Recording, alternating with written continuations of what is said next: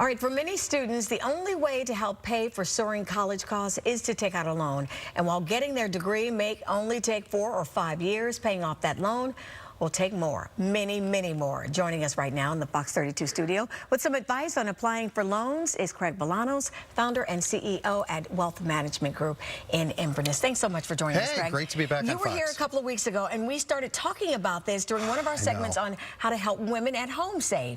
And then you started talking about don't get caught up in your kid's student loan, and I said, you got to come back. Thanks for coming back, but how big of a deal is this? I mean, we're talking big business here. This is big business. I mean, we're talking $106 billion with a capital B. I mean, you've got kids graduating with over $37,000 of debt on average, and all of that is because, I mean, coffee's doubled in the last, 2.5 decades. Right. Housing more than doubled. But explain to me, how can the cost of college be up over 742% in the same period of time? That's why everyone's got to borrow money. And this is one issue, of course, that became, front and center during the political campaign in 2016. Because one candidate out there was talking about free college. Free and a lot of college people for said, everybody. I'll vote for you. Absolutely. I mean, this is the avalanche issue in American financial planning today, the mounting college debt. It's not just having a toll on the students, it's having a toll on the parents and the grandparents. And I think together we got some helpful tips to help our audience today. And I hear what you're saying. One of the tips that you have out there is a JP Morgan's Chase study coming out that says 7 in 10 seniors graduated in 2016 with an average debt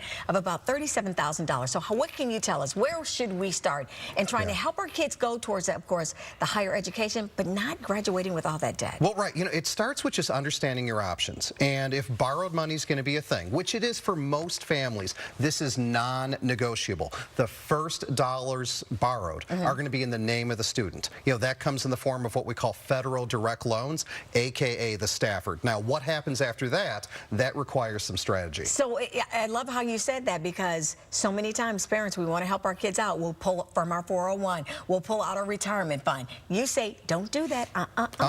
Nope, the kids, and they're not kids. These are adults going away to school. Let them have some skin in the game. But after the kids take out those federal Stafford loans, then we've got to take a look. Do we take the Parent Plus loans, or do we go to the private marketplace? Now, that's usually the one that a number of schools are pushing, is the Parent Plus loan. But you're saying, do your research, know your options. That's exactly what I'm saying, because the schools make it so easy. Right. You go in, you sit down, you look at the aid report, and what do they say? You can borrow the entire cost of college on the Parent Plus loan at 7%, but I am suggesting there are better methods out there for so many families. All right, and you say don't try to pay off your debt and buy a car for the kid or pay other debt off with this one.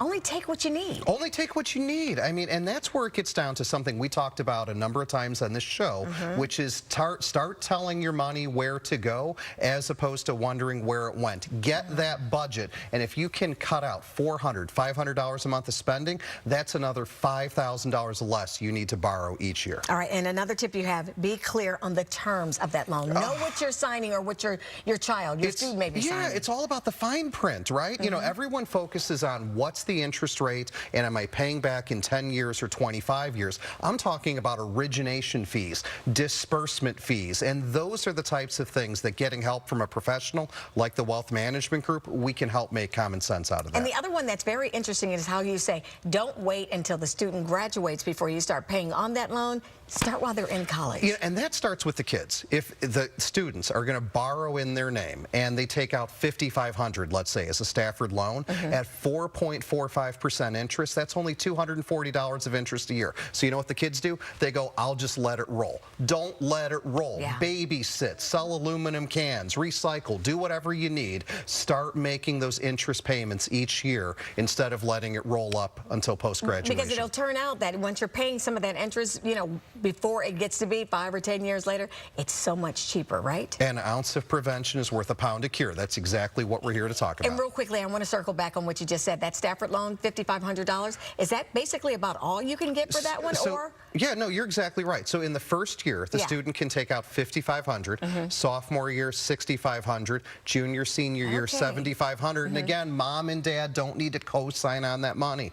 Okay, more information. Where can people go at home? Because they're going to want to hear more details on that. We've got some great publications on how to put this all together. I want you to go out to our website, investwithwmg.com. That's investwithwmg.com. Gosh, and I hope you have some other ideas, because $5,500 that first year, when the loan basically, I mean, when they really need about 50 for the year, Yep. they're going to need some more money. We'll help you get it done. Check with Craig. All right.